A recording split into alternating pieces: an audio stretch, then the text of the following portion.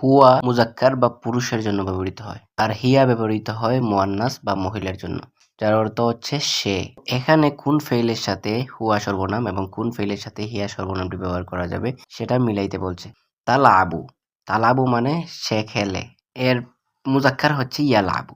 তাহলে এই তালাবুটাতে মিলবে হিয়া এর সাথে, যেহেতু হিয়াটা হচ্ছে মুয়ান্নাস। ইয়াকুলু তাকুলু, ইয়াকুলু অর্থ সে খায়, তাকুলু অর্থ সে খায়। তো তাকুলুটা হচ্ছে মুয়ান্নাসের জন্য, আর মুজাক্কারের জন্য হচ্ছে ইয়াকুলু। তাহলে হুয়া ব্যবহৃত হবে। ইয়ানামু তানামু, সে ঘুমায়। তো ইয়ানামু পুরুষের জন্য, তানামু হচ্ছে মহিলার জন্য, তাহলে এটার জন্য হুয়া ব্যবহার হবে। ইয়াকতুবু তাকতুবু অর্থ সে লেখে। তাহলে ইয়াকতুবু হচ্ছে পুরুষের জন্য, তাকতুবু হচ্ছে মহিলার জন্য, যেহেতু মহিলার জন্য তাহলে হিয়া ব্যবহৃত হবে এটার ক্ষেত্রে। ইয়াকফিজু তাকফিজু অর্থ হচ্ছে সে লাফায়। ইয়াকফিজু হলে হুয়া ব্যবহার হতো, যেহেতু তাকফিজু তাহলে আমরা এটার জন্য হিয়া ব্যবহার করব। ইয়াজরি অর্থ সে দৌড়ায়। ইয়াজরি যেহেতু পুরুষের জন্য তাহলে হুয়া ব্যবহার হবে। ইয়াগসিলু তাগসিলু, সে ধৌত করে।